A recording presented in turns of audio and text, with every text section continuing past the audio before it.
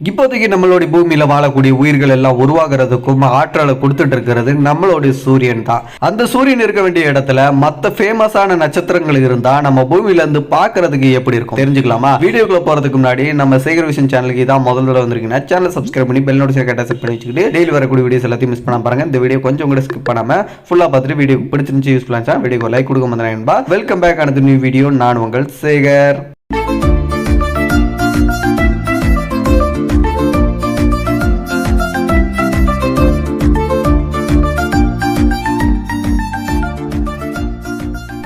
முதல்ல நம்ம சூரியன் இருக்க வேண்டிய இடத்துல வேற எந்த நட்சத்திரத்தை முதல்ல வச்சு பார்க்க போறோம் அப்படின்னா 4 ஒளியாண்டுகள் தொலைவில் இருக்கக்கூடிய ஆல்பா செஞ்சாரி அண்ட் பிளாஸ்மா செஞ்சாரின்னு சொல்லப்படக்கூடிய ஒரு நட்சத்திரம் கூட்டம் இருக்கு. இதுல அந்த ஆல்பா செஞ்சாரில மொத்தமா 2 நட்சத்திரங்கள் இருக்கு. இது ஒரு பைனரி ஸ்டார் சிஸ்டம். ரெண்டும் ஒரு நட்சத்திரங்களும் ஒன்னு மாத்தி மாத்தி சுத்திட்டு இருக்கு.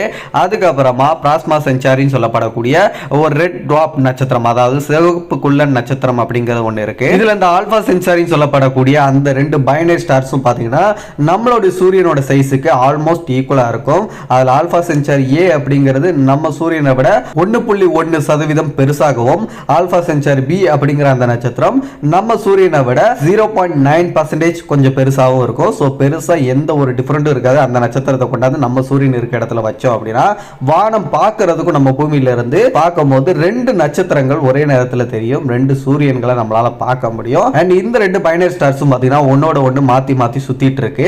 அந்த சுத்தக்கூடிய அந்த நாட்களும் பாத்தீங்கன்னா பூமியோட நாட்கள் படி 80 வருஷத்துக்கு ஒருக்க 2 நட்சத்திரங்களும் ஒன்னோட ஒன்று சுத்திக்கிட்டு இருக்கு மாத்தி மாத்தி. ஸோ நம்ம பூமியில அந்த நட்சத்திரம் இருந்துச்சுன்னா நம்மளுக்கு வந்து அந்த 2 நட்சத்திரையும் ஒரே நேரத்தில் பார்க்கக்கூடிய அந்த ஈவெண்ட் அப்படிங்கிறது 80 வருஷத்துக்கு ஒருக்க அந்த ஒரு ஈவெண்ட்டை நம்மளால பார்க்க முடியும். இதுக்கு காரணம் இந்த 2 நட்சத்திரங்களுக்கும் இருக்கக்கூடிய அந்த இடைப்பட்ட டிஸ்டன்ஸ் அப்படிங்கிறது நம்ம சூரியனுக்கும் யுரேனஸுக்கும் எவ்வளவு டிஸ்டன்ஸ் இருக்கோ அதுக்கு ஈக்குவலான டிஸ்டன்ஸ்ல தான் இந்த 2 நட்சத்திரங்கள் ஒன்னோட ஒன்று சுத்திட்டு இருக்கு. ஸோ அதனால நம்ம பூமியில இந்த நட்சத்திரம் இருந்து பார்க்கும்போது 2 நட்சத்திரங்கள் கண்களுக்கு தெரியும். அண்ட் அந்த 2 நட்சத்திரங்களையும் ஒரே சமயத்தில் 80 வருஷத்துக்கு ஒருக்க நம்மளால பார்க்கவும் முடியும். ஸோ அப்படியே இதுக்கு அப்புறமா இருக்கக்கூடிய அந்த பிளாஸ்மா செஞ்சாரின்னு சொல்லப்படுற அந்த ரெட் ட்வார்ப் நட்சத்திரத்தை நம்ம சூரியன் இருக்க இடத்துல கொண்டு போய் வச்சிட்டோம் அப்படின்னு வச்சுக்கோங்களேன். பூமியில இருந்து பார்க்கறதுக்கு எப்படி இருக்கும்னா ஒரு பிரகாசமான நட்சத்திரம் நம்ம வானத்துல பார்த்தோம் அப்படின்னா எப்படி தெரியும். ஸோ அதே மாதிரி தான் நம்மளுடைய பகல் பொழுது அப்படிங்கிறது ஒரு இருள் சூழ்ந்த ஒரு நட்சத்திரம் கொஞ்சம் பிரகாசமா ஏதோ வானத்துல தெரியுதுப்பா அப்படிங்கிற மாதிரியான ஒரு சூழ்நிலை தான் நம்மளால வந்து பூமியில இருந்து ஃபேஸ் பண்ண முடியும். ஸோ பூமி கூல் ஆகிறதுக்கும் நிறைய வாய்ப்பு இருக்கு. ஏன்னா அந்த நட்சத்திரம் அளவுல ரொம்ப ரொம்ப சின்னது. எந்த அளவுக்கு சின்னது அப்படின்னா நம்ம சூரிய குடும்பத்தில் இருக்கிற மிகப்பெரிய பிளானட்டா கருதப்படுற நம்மளுடைய பெரிய அண்ணன் ஜூபிட்டர் அப்படிங்கிற அந்த வியாழன் கிரகம் தான். ஸோ அந்த வியாழன் அப்படிங்கிறது எவ்வளவு பெருசா இருக்கோ அதை விட கொஞ்சம் பெருசு தான் இந்த பிளாஸ்மா செஞ்சாரி அப்படின்னு சொல்லப்படுற இந்த ரெட் ட்வார்ப் நட்சத்திரம். ஸோ வெப்பமும் பெருசா இருக்காது, அதே நேரத்தில் வெளிச்சமும் பெருசா இருக்காது. பட் இதுல இருந்து அதிகப்படியான அந்த சூரிய புயல் அப்படிங்கிறது வெளிப்படும். அது நம்ம பூமியை பாதிக்கிறதுக்கான வாய்ப்பு இருக்கு.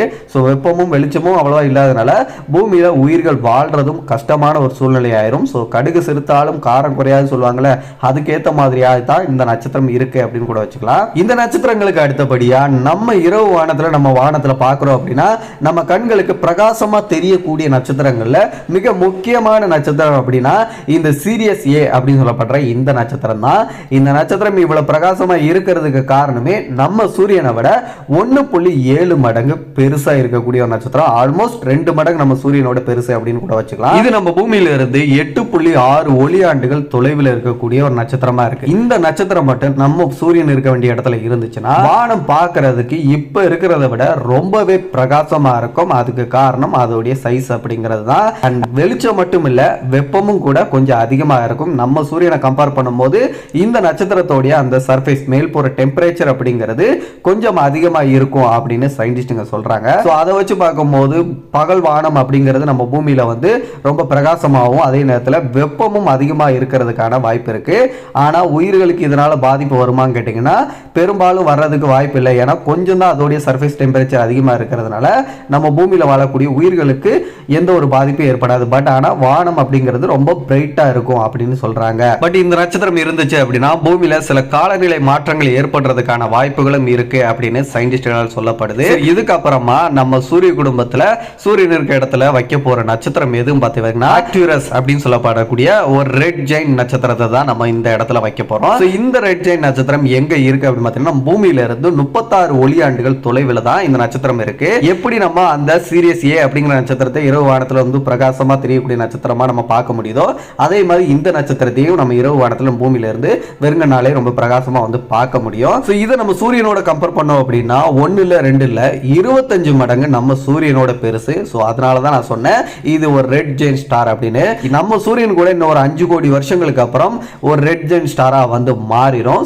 அப்படி மாறிடுச்சுன்னா நம்ம சூரியன் இருந்தும் இல்லாத மாதிரியான ஒரு யூஸ்மே தான். ஏன் அப்படின்னா அப்படி ஒரு சூரியன் வந்து அந்த ரெட் ஜெயின் ஸ்டேஜ் அப்படிங்கிற அந்த ஸ்டேஜ் அடைஞ்சிருச்சு அப்படின்னா அந்த சூரியன்ல இருந்து அதிகப்படியான வெப்பம் வெளியேறுது அப்படிங்கிறதையும் தாண்டி ரேடியேஷன்ஸும் அதிகமா வெளியேறும். அதே நேரத்தில் பிரைட்னஸும் அதிகமா இருக்கும். அந்த ரேடியேஷன்ஸே பூமியில் இருக்கக்கூடிய மொத்த உயிர்களையும் அழிச்சிரும் வெப்பம் அழிக்கிறதுக்கு முன்னாடியே. அப்படி இருக்கும்போது இந்த ஆக்சிரியஸ் ஏ அப்படிங்கிற இந்த நட்சத்திரத்தை நம்ம சூரியன் இருக்க இடத்துல வச்சோம் அப்படின்னா நம்ம வானத்தை பார்த்த உடனே அந்த சூரியன் மட்டும்தான் நம்ம கண்களுக்கு தெரியும், வேற எதுவுமே தெரியாது.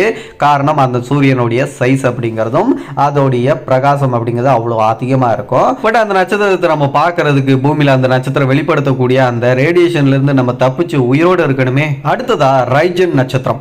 இந்த ரைஜன் நட்சத்திரம் அப்படிங்கிறது நம்ம பூமியில இருந்து 865 ஒளியாண்டுகள் தொலைவில் இருக்கக்கூடிய அந்த ஒரையான் பெல்ட்ல தான் இருக்கு. இந்த நட்சத்திரம் முதல்ல பார்த்த ரெட் ஜெயின் ஸ்டார் மாதிரி இல்லாம இது ஒரு ப்ளூ ஜெயின் ஸ்டார் அப்படின்னு சொல்லிட்டு மென்ஷன் பண்றாங்க.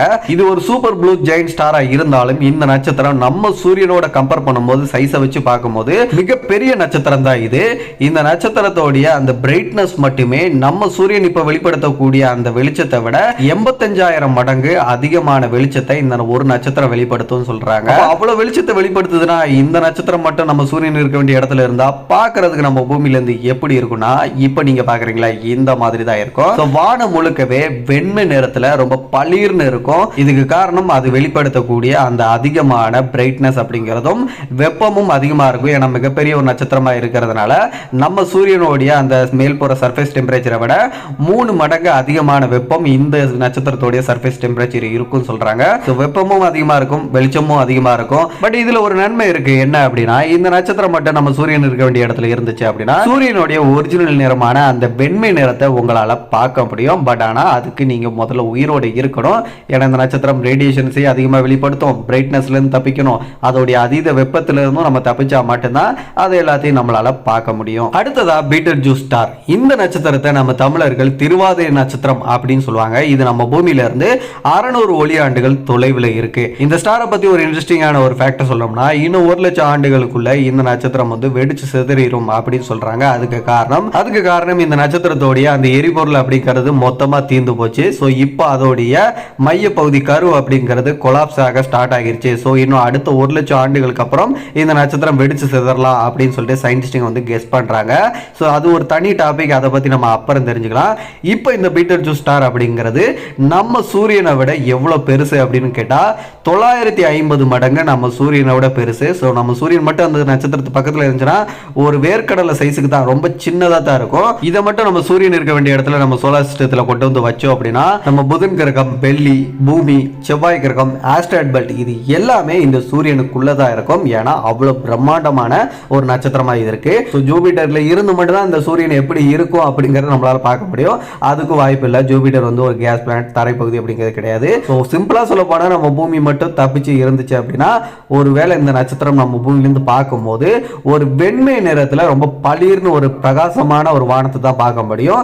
அதுவும் சும்மா ஒரு கற்பனையா தான். மற்றபடி சூரியனுக்குள்ள நம்ம பூமி உள்ள போய் அப்படியே எரிஞ்சு சாம்பலாயிரும் அப்படிங்கறதா ரியாலிட்டி. ஃபைனலா நம்ம சூரியன் இருக்க வேண்டிய இடத்துல வச்சு பார்க்க போற நட்சத்திரம் யூஎஸ் ஸ்கூட்டி அப்படிங்கிற ஒரு நட்சத்திரம் தான். இந்த யூஎஸ் ஸ்கூட்டியை சயின்டிஸ்டுங்க இப்போ வரைக்கும் மிக மிக பிரம்மாண்டமான நட்சத்திரம் அப்படின்னு சொல்லிட்டு தான் மென்ஷன் பண்றாங்க. அது எதை வச்சு சொல்றாங்க அப்படின்னா இந்த நட்சத்திரத்து பக்கத்தில் நம்ம சூரியனை வச்சோம் அப்படின்னா நம்ம சூரியனை விட 1500 மடங்கு இந்த நட்சத்திரம் மிக பிரம்மாண்டமா இருக்கும். ரொம்ப சின்னதா இருக்கும். நம்ம பூமியை ஒரு நட்சத்திரத்தை நம்ம தூரத்துல இருந்து பார்த்தோம் அப்படின்னா எவ்வளவு குட்டியா வந்து கடுகு சைஸுக்கு இருக்குமோ அதே மாதிரி தான் நம்மளுடைய சூரியனை இந்த சூரியன் பக்கத்துல வச்சு பார்க்கும்போது தெரியும். அவ்வளவு பெருசு இந்த நட்சத்திரம். அப்படிப்பட்ட நட்சத்திரத்தை நம்ம சூரியன் இருக்க வேண்டிய இடத்துல வச்சோம் அப்படின்னா ஆல்மோஸ்ட் நம்மளுடைய ஜூபிட்டரையும் மூழ்கிரும் அப்படின்னு சொல்றாங்க. ஜூபிட்டரும் மூழ்கி நம்ம சனி கிரகம் மட்டும்தான் இதுல இருந்து தப்பிச்சு இருக்கும். ஸோ சனி கிரகத்திலே தரைப்பகுதி இல்லை. ஸோ அங்க இருந்து நம்மளால இந்த நட்சத்திரம் எப்படி இருக்குன்னு பார்க்க முடியாது. பூமியில இருந்து பார்த்தோம் அப்படின்னா முதல்ல பார்த்த அதே நட்சத்திரம் மாதிரி தான் நம்மளுக்கு அந்த தோற்றம் அப்படிங்கிறது இருக்கும். வெண்மை நிறத்துல பார்க்கறதுக்கு ரொம்ப பிரகாசமான ஒரு வானம் இருக்கும். அதுக்கு நம்ம பூமியே முதல்ல இருக்கணும். பூமி இல்லை, நம்ம ஜூபிட்டரே சூரியனுக்குள்ள மூழ்கி போய் அப்படியே சாம்பலாகிறோம் அப்படிங்கிற பட்சத்தில் அதுக்கு வாய்ப்பே கிடையாது. இதெல்லாம் வச்சு பார்க்கும்போது ஒவ்வொரு வருஷமும் இந்த வெயில் காலங்களில் நம்மளோட சூரியனை வந்து நம்மளை போட்டு வாட்டி வதக்கி எடுக்கல. அதெல்லாம் நினைச்சு பார்த்தா மற்ற சூரியனுக்கு மட்டும் இருந்துச்சுன்னா நம்மளோட நிலைமை ரொம்ப மோசமா இருக்கும். அதுக்கு இந்த சூரியன் இருக்கிறதே எவ்வளவு பெட்டர்பா அப்படின்னு தான் நினைக்க தோணுது என்னைய பொறுத்த வரைக்கும். ஸோ நீங்க என்ன நினைக்கிறீங்க அப்படிங்கிறத மறக்காம கமெண்ட்ல சொல்லிருங்க. இதே மாதிரி விண்வெளி சார்ந்த விஷயங்களா இருக்கட்டும், நம்ம பூமியில் நடக்கக்கூடிய விஷயங்கள் எல்லாத்தையுமே தமிழ்ல தெரிஞ்சுக்கணும் அப்படின்னா இன்னொரு நம்ம செய்கிற விஷயம் சப்ஸ்கிரைப் பண்ணா ஜஸ்ட் சப்ஸ்கிரைப் பண்ணி பெல் நோட்டிஃபிகேஷன் டைப் பண்ணிட்டு டெய்லி வரக்கூடிய வீடியோஸ் எல்லாத்தையும் மிஸ் பண்ணா பாருங்க. மற்ற வீடியோஸ் பார்க்கணும் மேல ஐக்கான் லிங்க் கொடுத்துருக்கேன், செக் பண்ணிக்கோங்க. அடுத்த ஒரு நல்ல தகவலோட நான் உங்களை சந்திக்கும் வரை நான் உங்கள் சேகர். Bye bye.